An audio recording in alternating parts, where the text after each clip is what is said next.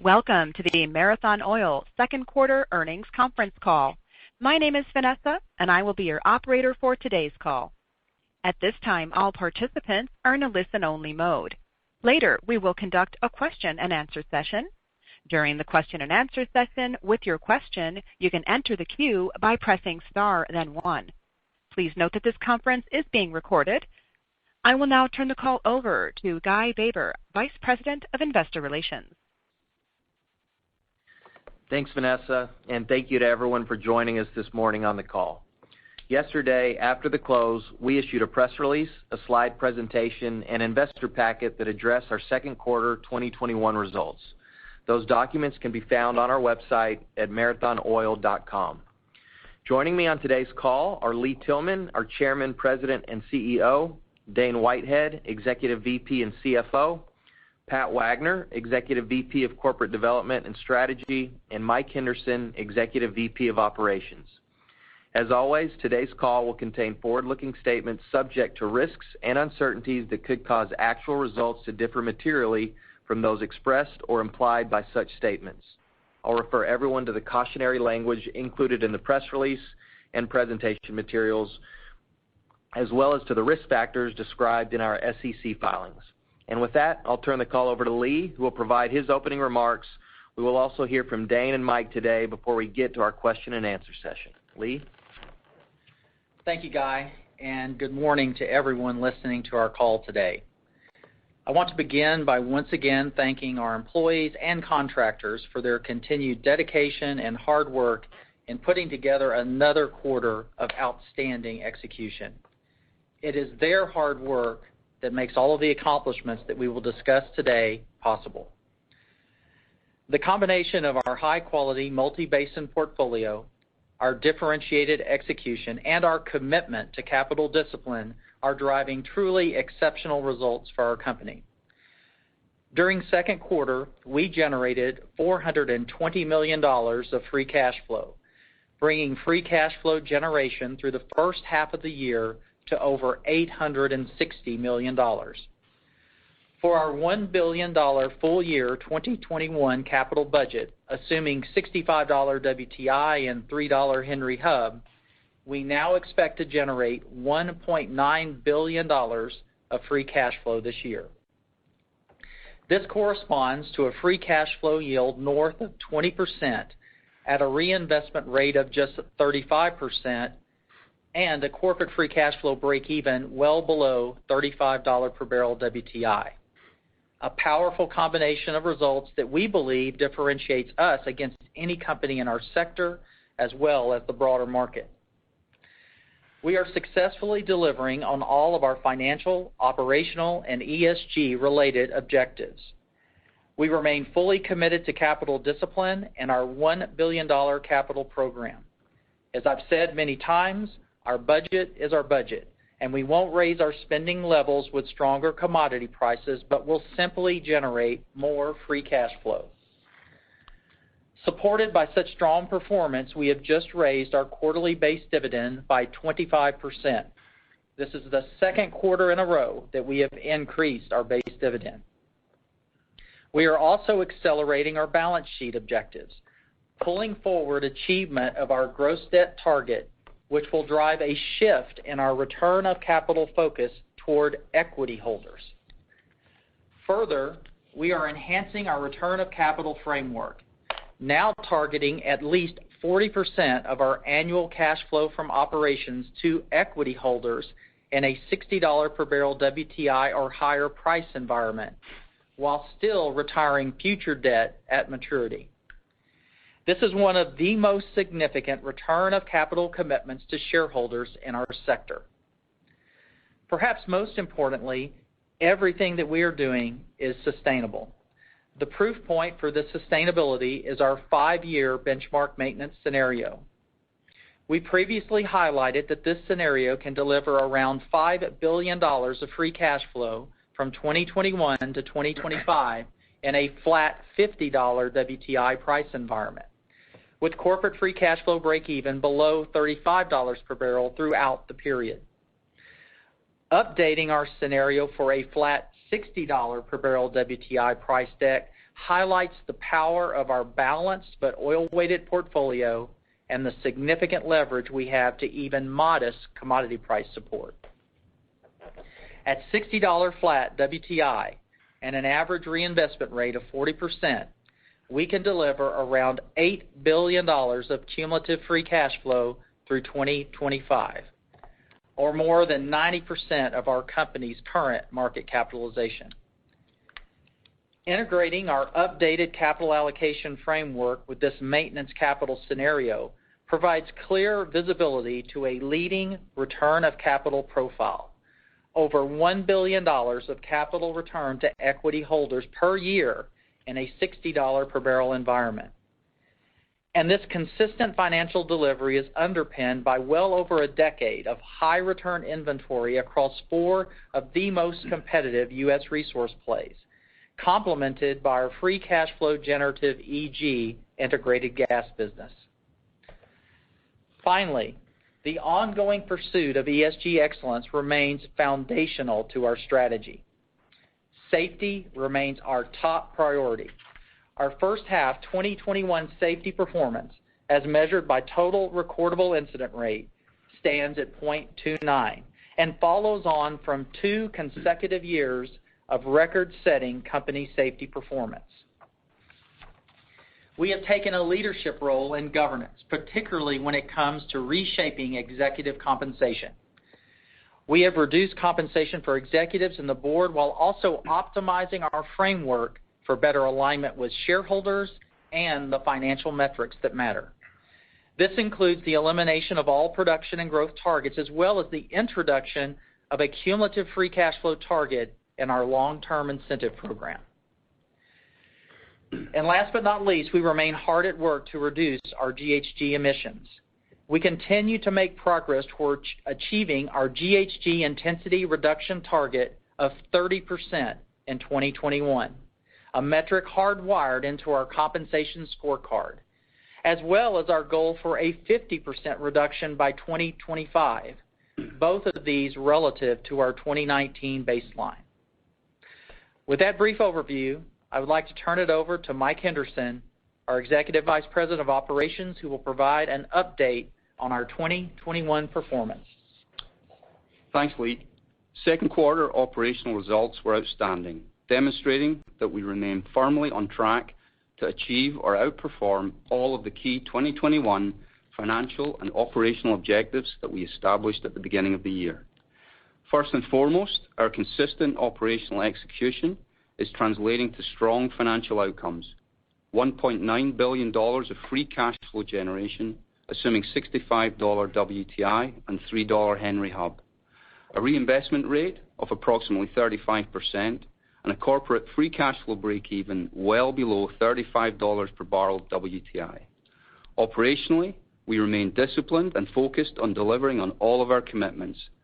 As Lee mentioned, there is no change to our $1 billion full-year 2021 capital budget. Raising our spending levels is simply not a consideration. We are, however, raising our full-year U.S. oil equivalent production guidance by 5,000 barrels per day, or approximately 2%. Our full-year oil production guidance remains unchanged. While full-year guidance for CapEx and for oil production remains unchanged, I would like to address the production profile for the second half of the year. We now expect third quarter oil production to be relatively flat with the second quarter oil production of 170,000 barrels per day before an increase during fourth quarter towards the high end of our annual guidance range. The flat trend in third quarter is largely the result of deferred Bakken production. As a result, we are taking advantage of our multi-basin model and moving up a few Oklahoma and Permian wells in our schedule. This action is returns and free cash flow accretive, especially in the current price environment, will be accomplished within our $1 billion capital budget and contributes to the 5,000 barrel a day increase to our annual oil equivalent production guidance. Our second half capital spending will be heavily weighted to third quarter, as schedule shifts now make this quarter our peak quarter for completion activity, including our Rex multi-well pad in the Texas Delaware oil play. More specifically, we expect third quarter CapEx to account for approximately 65% of our second half spending, or around $340 million. Relative to peers, our 2021 capital program remains well positioned to continue delivering industry-leading results. As the top left graphic on slide 9 shows, for every dollar of capital we're spending this year, we are delivering more cash flow than any other company in our peer group, a testament to our peer-leading capital and operating efficiency. We are also delivering top-tier free cash flow, as highlighted by a free cash flow yield of more than 20%. Our 2021 CapEx per barrel of production on either an oil or oil equivalent basis remains among the lowest in the sector, another indication of our capital efficiency advantage. Finally, the strength of our results is driving rapid improvement to our investment-grade balance sheet, which is already one of the strongest in our peer space. I will now turn it over to our Executive VP and CFO, Dane Whitehead, who will talk more about our balance sheet as well as our enhanced return of capital framework. Thank you, Mike, and good morning, everybody. My key message today is that we're clearly delivering on our top financial priorities. We're generating significant free cash flow, bulletproofing our already investment-grade balance sheet, and returning significant capital to our shareholders. Starting with our balance sheet, strong operational and financial performance are enabling us to accelerate all the objectives we previously highlighted. This includes our $4 billion gross debt target, which will now be achieved in early September when we close the full $900 million make-whole redemption of the 2025 maturity. With this balance sheet improvement, we're shifting our return of capital focus toward equity holders. To be clear, we've already made strong progress this year in returning capital to shareholders while simultaneously reducing our gross debt. It really has not been an either-or proposition. We've increased our base dividend in each of the past 2 quarters, or by 67% over this period. The annualized cash interest expense saving from this year's $1.4 billion gross debt reduction will largely fund our last 2 base dividend increases, allowing us to keep our low corporate free cash flow break-even on a post-dividend basis effectively unchanged at $35 a barrel. Importantly, we're now at a key inflection point where we can accelerate the return of additional capital to equity holders above and beyond our sustainable and competitive base dividend. Our commitment is underscored by our enhanced return of capital framework, which now features a target to return at least 40% of our cash flow from operations to equity holders, assuming a $60 per barrel WTI or higher price environment, while also retiring future debt as it matures. To put this commitment into perspective, at a $60 price and with a maintenance level capital program, this equates to a return of over $1 billion to equity holders per year, an equity return equivalent of more than 11% of our current market cap. Though it's premature to discuss a 2022 capital program, at consensus operating cash flow for Marathon in 22, our target return of capital to equity holders would be over $1.2 billion. This equates to a 13% return of capital yield, a leading return of capital profile among E&Ps and indeed across the energy sector at large. I'd like to emphasize that 40% of cash flow from operations is a minimum equity return target, and so there's upside potential.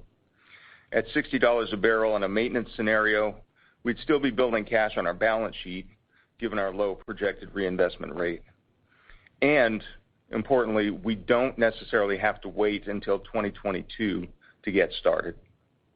With the progress we made in our balance sheet and assuming continued strong free cash flow generation, it's reasonable to expect that we can begin making incremental returns of capital to our equity holders during the second half of this year in 2021. While we want to be clear and transparent regarding our commitment to deliver a peer-leading percentage of cash flow from operations back to shareholders, we will retain flexibility regarding the exact mechanism. Market dynamics change over time, and this flexibility will ensure that we're returning capital in the most efficient and most valuable way possible for our shareholders. The specific return of cash mechanism is something we'll continue to discuss with our board and with our shareholders. While both buybacks and variable dividends are on the table, we certainly believe that with a free cash flow yield north of 20% and equity valuations disconnected from commodity prices, buybacks look like a very accretive option with the potential to significantly improve our per share metrics. As a reminder, we have $1.3 billion of share repurchase authorization currently outstanding. I'll now turn it back to Lee, who will provide his closing remarks. Thank you, Dane. To close, I would like to briefly reiterate a few of the key takeaways from our second quarter and year-to-date results. It should be clear that we have successfully positioned our company to deliver strong financial performance, not only relative to our E&P peers, but relative to the broader S&P 500 as well. And we can now deliver the strong performance at a wide range of commodity prices. We are price takers, not price predictors, and must be prepared to not only survive, but to thrive in a volatile commodity environment. We are proving this year we can deliver outsized financial performance versus the broader market when we experience commodity price support, highlighted by an expected $1.9 billion of free cash flow generation this year. Yet perhaps more importantly, we are positioned to deliver a competitive free cash flow yield with the S&P 500 at much lower prices than we see today, all the way down to $40 per barrel WTI oil price. Such is the power of our sustainable cost structure reductions, our capital and operating efficiency improvements, which combine to generate our sub-$35 per barrel break-even. To use Dane's term, we have further bulletproofed our investment-grade balance sheet, accelerating both our gross debt and net debt leverage objectives. And with this balance sheet improvement, we are now at an inflection point for capital return to equity holders, supported by an enhanced framework that provides clear visibility to a peer-leading return of capital profile. And all of this is sustainable, highlighted by $8 billion of free cash flow through 2025 in our $60 per barrel maintenance scenario, with the majority of that free cash flow going back to our equity investors, consistent with our capital allocation priorities. To close, our company was among the first to recognize the need to move to a business model that prioritizes returns, sustainable free cash flow, balance sheet improvement, and return of capital. We have also led the way in better aligning executive compensation to this new model and with investor expectations. We are positioned to deliver both financial outcomes and ESG excellence that are competitive not just with our direct E&P peers, but also the broader market. With that, we can open up the line for Q&A. Thank you. We will now begin our question and answer session. If you have a question, please press star, then 1 on your touch-tone phone. If you wish to be removed from the queue, please press the pound sign or the hash key. If you're using a speakerphone, you may need to pick up the handset first before pressing the numbers. Once again, if you have a question, please press star, then 1 on your touch-tone phone. Please stand by while we assemble our queue. And I see we have our first question from Scott Hanold with RBC Capital Markets. Please go ahead. Thanks. Good morning, all.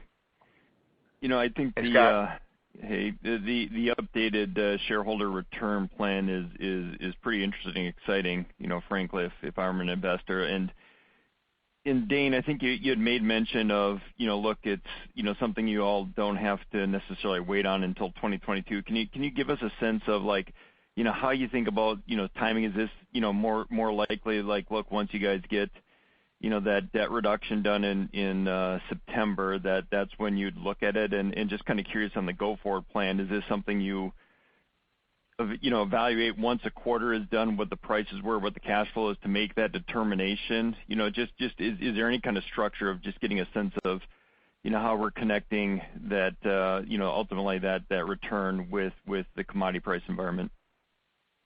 Yeah. Thanks, Scott.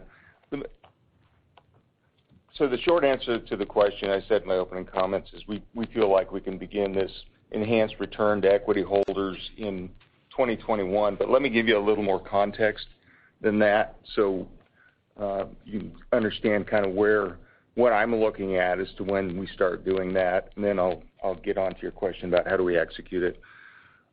So, financial priorities are clear. We haven't changed those.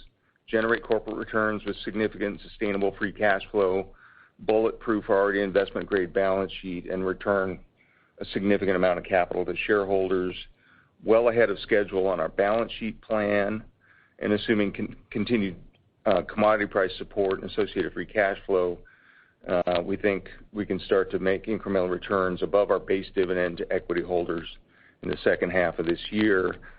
On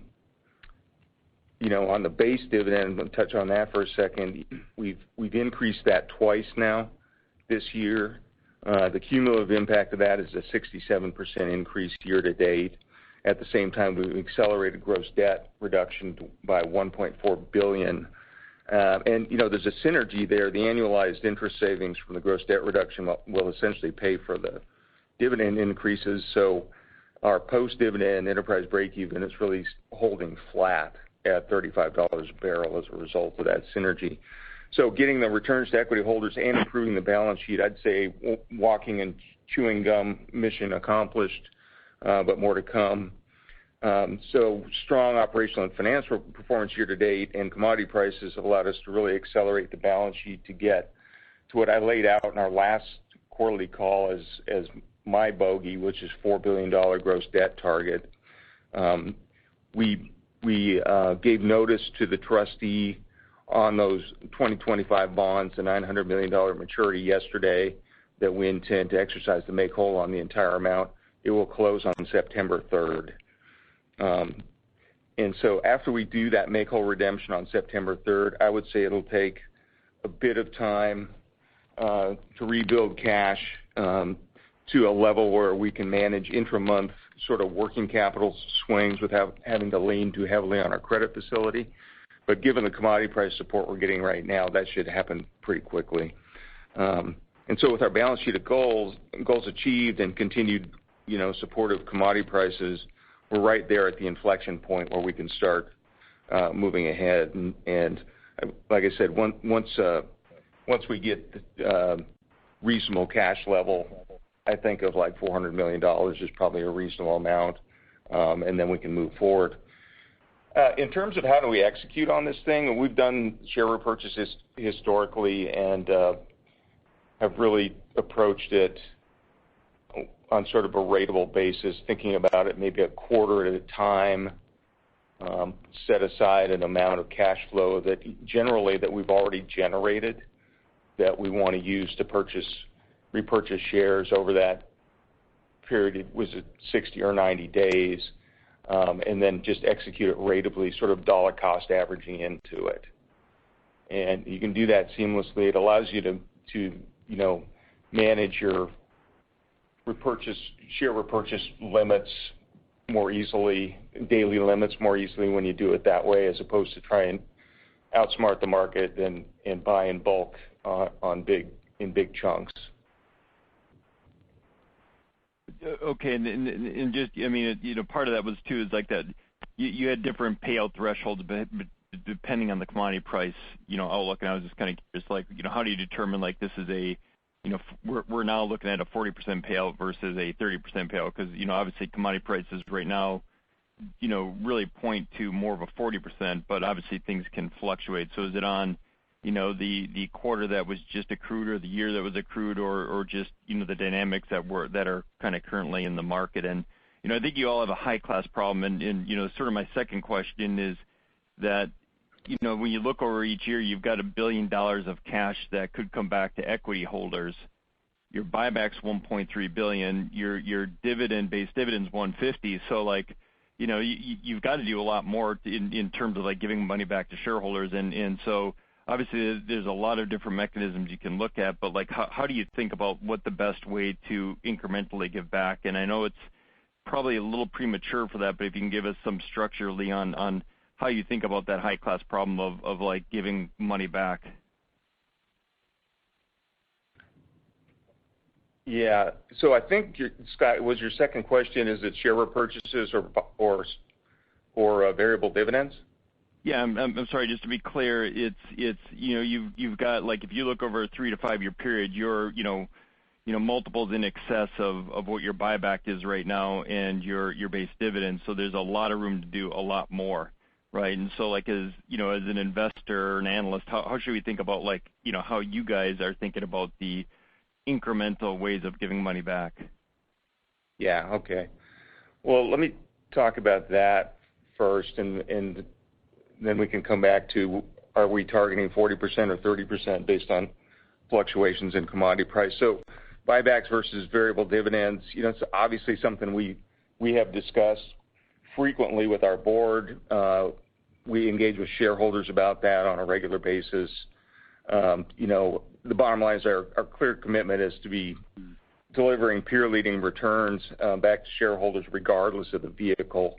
Both options are on the table, and there are pros and cons to each, and here's how we think about them. In the case of buybacks, with energy equity valuations so disconnected from commodity prices and our free cash flow yield at north of 20%, buybacks certainly look like a very accretive option for shareholders in the current environment. If executed consistently over time, they have the potential to significantly reduce share count and meaningfully improve all our per share metrics. And we're kind of in a new paradigm, which I think makes share repurchases feel a little different maybe than they have historically. In the new E&P model, where capital discipline through commodity cycles provides a platform for ratable repurchases over time, whereas previously, in a improving price environment, the call for growth would have sent the capital to the drill bit or to acquisitions as opposed to back to shareholders. And the other point is our corporate break-even has been driven so low that we could continue to generate free cash flow and execute buybacks at much lower prices and be more counter-cyclical than we were in the past. And of course, buybacks are more tax efficient from an investor's perspective compared to dividends. We do, I noted in my comments, have a $1.3 billion share repurchase authorization outstanding currently, so that's readily available to us. In the case of variable dividends, they're interesting. They make conceptual sense in a cyclical industry, kind of new, unproven concepts I guess you'd say, across the U.S. and certainly within our sector. The jury's out in our minds on whether the stock price will adjust to reflect a higher implied yield in a variable dividend structure. But we do have a couple of peer examples to watch, and we are watching that to see how that works. So we have flexibility to employ either or both models over time, and I would say there certainly is the potential for that to change depending on market conditions and what looks like the best value for our investors. I think the share repurchase in the near term seems like a clear winner from a value perspective. And then we also have the flexibility within the base dividend, Scott, to increase that. That's, our target there is to have sort of a 10% of operating cash flow in a pro forma $45 to $50 oil price environment in our base dividend. And today we're probably more like 7 to 8%, so we have some upside on that as well, and we'll continue to think about that. Is it a $60 world and we're returning 40%, or is it a $50 world and returning 30% question? Obviously we're going to have to take a view. We will have quarters behind us when we've generated cash flow in a certain commodity price environment, and then we'll have a view forward. We'll have a forward curve and also our outlook, and I think all of that will inform the levels at which we're planning to distribute cash flow. And, if in one quarter we decide we're going to dial it back a tad, we can always catch that up later. This year we've been well above our target distribution levels, a combination of debt reduction and base dividend. And I did want to emphasize that point in my opening comments. What we're talking about here are minimum targets, not maximums. That's all great. Appreciate the color. Thank you. You bet. And Scott, maybe if I could just add a couple just really quick comments here. Obviously, if we have that excess free cash flow, we can re-up, obviously, our share repurchase authorization with approval from our board, and we've obviously done that in the past. Additionally, as Dane mentioned, there still is that headroom that resides within our base dividend. And, in the 40% versus 30% question, that's something that's going to be naturally governed by the free cash flow generation in a given month or a given quarter. And we're going to drive that free cash flow back to our shareholders.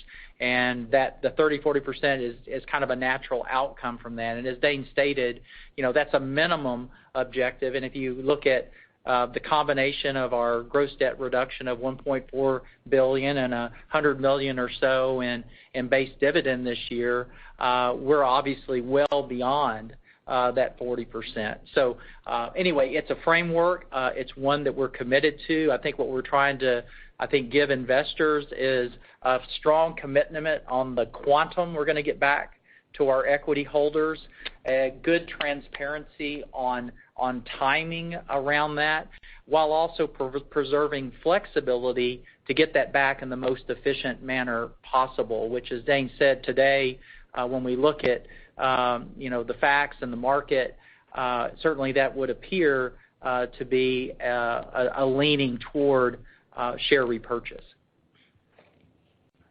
Thanks again. We have our next question from Neal Dingmann with Truist Securities. Morning, all. Great details on the last question, by the way. Dave, my question is really just on the reinvestment rate. Can you talk a little bit about that? It continues just to impress, and I'm trying to think, when you go forward for next year, is this sort of an outcome of just, based on the plan, or is this reinvestment rate kind of something that you're focused on? I'm just wondering how you're thinking about that. Yeah. Hi, this is Lee, Neal. Certainly, the reinvestment rate is something that is an input into our planning process and really does reflect not only our commitment to capital discipline and driving corporate returns, but ensuring that we do, in fact, have that incremental cash flow available for distribution to our shareholders. So that really is a key input. And then, of course, that drives both the financial metrics as well as, quite frankly, the production output that comes from our financial modeling. So that is the essence of our framework. In fact, that's one of the reasons why we tend to look at that return back to shareholders as a percent of cash from operations, because that, of course, is very consistent with a reinvestment rate framework, as opposed to, say, taking a percent of free cash flow, for example. Absolutely. It's very, very notable on the continued improvement. And then just last one quick one. Just you guys continue to be very steadfast on obviously your spend not going up. Does that include, any continued comments you can make about any sort of cost, whether that's steel and stuff that we've already seen, whether that's other type of inflation all the way to LOE, anything you could talk about cost, and if that's already baked into that, under that spend? Hi, Neal. It's Mike here. I'll answer that one. What I'd say at a high level, we are seeing inflation. I think it's real, but maybe as you were alluding to there, it is understood, and it's factored into our 2021 guidance. Maybe looking a little bit further afield, when we think about 22, I'd say it's fair to say we've still got a lot of work to do before we prepare to talk about it. Maybe coming back to 21, I think it is a similar message to what we've conveyed in the past. We're seeing kind of low single-digit inflation this year, and it has been driven primarily by OCTG, so steel, the raw material availability, and even capacity constraints are kicking in. I think the positive from our perspective is we have pretty much pre-committed to the majority of our requirements for the remainder of this year, so not really anticipating any further significant pressure in that area. We have seen a little bit of pressure in other areas like fuels, chemicals, transportation-related services tied to WTI. We're seeing some labor challenges rear its head from time to time. What I would say is we are managing to manage all of those, and we're doing that through probably a couple of areas. Just increased competitiveness in tendering, so kind of leveraging more competitive tendering and just manage competition. I'd also say we're delivering offsetting efficiency improvements in other areas of the business that's helping us. And I think ultimately it's showing up in our metrics. So, for example, our completed well cost per foot performance, we're on track to deliver our targets in Eagle Ford and Bakken this year. And then the other one would be no change to our capital guidance. I just think it talks to the great job that all of the teams are doing in managing this. No, great comment and very noticeable. Nice job, guys. And thank you. We have our next question from Doug Leggett with Bank of America. Thanks. Good morning, everyone. I appreciate you getting me on, Lee. Lee, you've given plenty of detail on the cash return idea, but if you don't mind, I'm going to beat on this just a little bit more. And it really gets to the issue of the current fashion of variable dividends, because that's still, I guess, part of your consideration. I just wonder if you could kind of frame for us how you think about how that creates sustainable value in terms of what the market might be prepared to price in as repeatable, because obviously it's highly subjective, versus the obvious disconnect between where your stock is trading and the cash flow you're generating right now. So clearly it's a buyback question, but I'm just wondering if you could be more, definitive about why one and not the other. It seems pretty obvious to us. Thanks for the question, Doug. It's a dialogue that we continue to have, but certainly when we looked at the facts as presented today, when we look at a stock that's generating a greater than 20% free cash flow yield, when we look at the fundamental disconnect between the equity and the commodities, when we examine, I think, a more capital discipline business model coupled with extremely low break-evens, which kind of takes some of the pro-cyclicality risk out of share repurchases. Certainly that would look like the case to beat right now. Variable dividend, as Dane stated, is something that's relatively new. It, conceptually, it may make sense for a cyclical industry, but as we focus on financial metrics, particularly per share metrics, there is a natural synergy there, obviously, by going after share repurchase, particularly when those shares are fundamentally undervalued, whether that be on an internal NAV basis or just on macro indicators from the market side. And so that's what we're really focused on, is in a more maintenance type world, how do we continue to improve our free cash flow yield and our per share cash flow. And we think the strongest mechanism for doing that, and something that the market can bake in, is a very ratable and consistent approach to thoughtful share repurchases.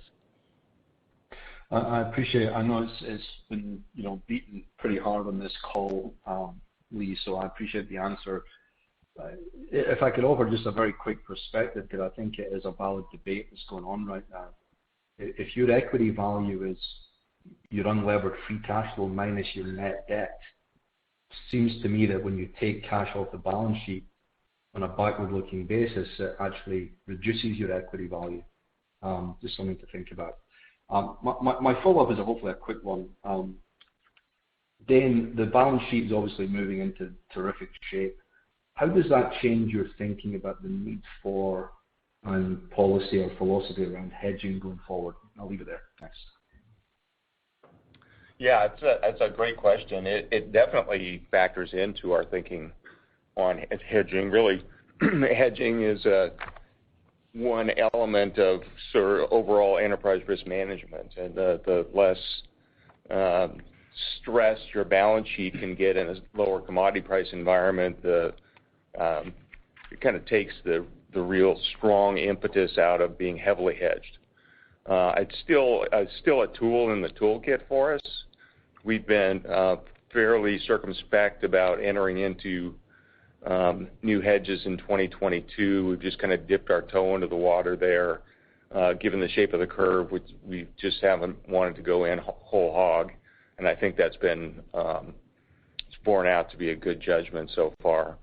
But expect us to be hedgers, but not heavy hedgers going forward, and we'll be very methodical about it. Yeah, I would just maybe add to that, Doug, that there are some structural things that allow us to approach our hedge book a little bit differently and ensure that we can take advantage of upside performance, in the commodity. I mean, Dane mentioned, obviously our balance sheet, our cost structure, the fact that we do have a peer leading, free cash flow break even, but I'd also mention our diversified portfolio, not just the multi-basin nature of it, but the fact that it's a oil weighted but very balanced portfolio. It's pretty much 50% oil, 50% gas and NGLs. And so that gives us a very good balance from a market-facing standpoint. And all those things combined give us a little bit different approach to commodity risk management that does allow us to take a bit more risk on the commodity given our torque to oil. Appreciate the answers, fellas. Thank you. Thanks, Doug. Thanks, Doug. And thank you. We have our next question from David Heikkinen with Pickering Energy. Still getting used to that. Thanks, guys, for taking the question. As I was thinking through this interplay between your buybacks and your dividends, let's say you buy back 10% of your stock.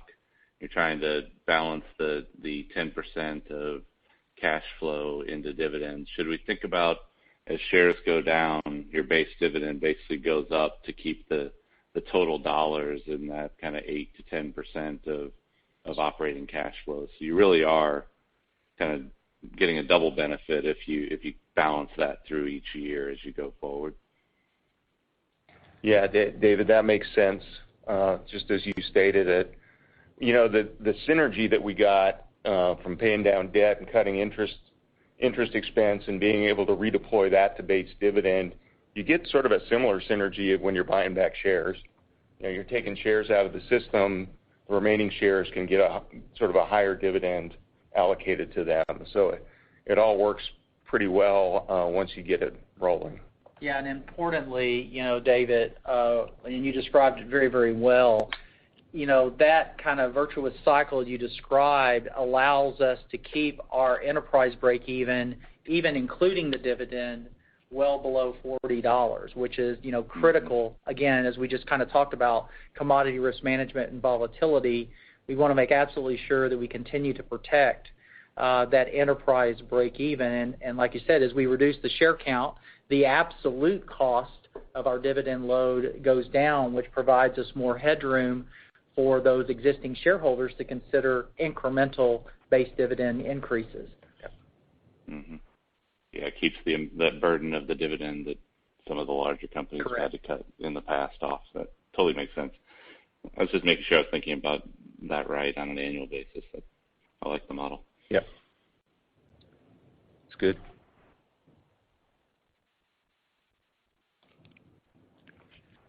Anything further, sir, before I release your line? No, thank you. That was all. Appreciate it. Thank you. Thank you. Thanks, David. And if you have a question, you can enter the queue by pressing star, then 1. We will take our next question from Paul Chung with Scotiabank. Good morning, gentlemen. 2 questions, please. First, on the Texas Delaware resource play, how many wells you're going to bring on stream in the second half? And also that given the much stronger balance sheet, what is the spending for the exploration program on that, the RXD, going to be over the next couple of years? The second question is, you guys are one of the best operators in Bakken and Eagle Ford. But there's a limited running room, or maybe that you think that that's still sufficient. Do you think that it makes sense for the industry, including you guys, to join force with other people in some large-scale joint venture to put all the acres together in those basins so that the best operator like you guys in the Bakken and Eagle Ford will be running that will drive significant cost efficiency? Would that be the future for the Shale 4.0 for the industry? Thank you. Yeah, Paul, I just want to make sure that we, get all your questions, and I'll kind of parse them out maybe around the table. But I think your first question was just around kind of the wells to sales profile as we go into the second half of this year, and I'll let I'll let Mike address that. I think your second question was more around just our balance sheet giving us the ability to look at also more organic enhancement, resource capture opportunities, and how is that kind of folded into the business. And then finally, are there kind of consolidation options within the Bakken and the Eagle Ford, and does that make sense from an efficiency standpoint? Lee, Paul, it's Mike here.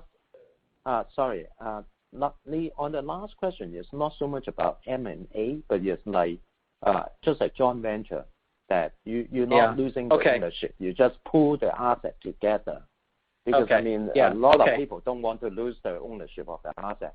But does it make sense that to pull the asset together as a partner so that each one still owns the asset, it's just that you have the best operator to run each of the basin and with a much bigger asset base? Okay, got it. Well, let's start with maybe the wells to sales question. Hey, Paul, it's Mike here. I think you maybe had a Texas Delaware question in there on the wells to sales, so I'll answer that one, and then I'll give you a little bit of color on the general wells to sales cadence in the second half of the year. So we've got 3 Texas Delaware wells that we're going to be bringing to sales in the second half of this year. More broadly speaking, prior full year guidance, as you probably recall, we were given 165 to 215 was the range of wells to sales that we were looking at, so a midpoint of 190. We do expect that now to be a little bit closer to the 200 range. We're expecting 50 wells to sales in both Eagle Ford and Bakken over the second half of the year. As I alluded to in my prepared remarks, that is going to be weighted to the third quarter for both assets, and with Bakken probably weighted a little bit more to the third quarter. And then with the production deferment that we're seeing in Bakken, that is creating an opportunity in Oklahoma and northern Delaware. So we're bringing a few wells online there as well in the second half of the year. Hopefully that answers the question. Okay. Thank you. Thanks, Mike. On the kind of the balance sheet and resource capture spend, I guess the way that I would think about that, is that we continue to reinvest back in the business. And even within, for instance, our $1 billion capital program this year, embedded in that, of course, is the Texas Delaware oil play activity that Mike just highlighted. But also within basin, we continue to chase opportunities that we refer to as organic enhancement opportunities that have the ability to either add incremental sticks and or enhance the economics of existing inventory that we have in play. And generally speaking, we try to allocate, something on the order of about 10% of our capital program towards those type of resource capture, inventory life type activities. And that's also even embedded in our kind of 5-year maintenance type scenario, that same type of approach. And again, as you say, the balance sheet gives us the platform to take some of that incremental risk on some of those resource capture opportunities. On the last one, just around, the JV structure, JVs have typically, particularly large-scale JVs, particularly in U.S. onshore, we don't have a lot of really strong positive benchmarks there. They tend to really escalate the complexity. We tend to look at, JVs or drill codes as maybe a smaller scope opportunity to look at acreage that likely is much longer dated for us, and that we likely won't get to from a value perspective in the near term. Large scale, I think, we want to make sure that we're doing just what you asked, which is we want to protect the operational excellence that we generate in places like the Bakken and the Eagle Ford, and certainly would not want to see that diluted somehow in a JV structure where some of that control may be wrested away from us. So not saying that, all JVs are bad, it's just that we just can't point to a lot of large-scale JVs in the onshore U.S. that have made a lot of sense for both partners. So anyway, something that obviously we'll always consider all options. Anything that allows us to continue to leverage our operational expertise, we certainly want to consider that. But today I would say that's pretty far down our list. Thank you. And thank you. We have no further questions in queue. I will now turn the call over to Lee Tillman for closing remarks. Thank you for your interest in Marathon Oil, and I'd like to close by again thanking all of our dedicated employees and contractors for their commitment to safely deliver the energy the world needs each and every day. And that concludes our call. And thank you, ladies and gentlemen. This concludes our conference. We thank you for your participation. You may now disconnect.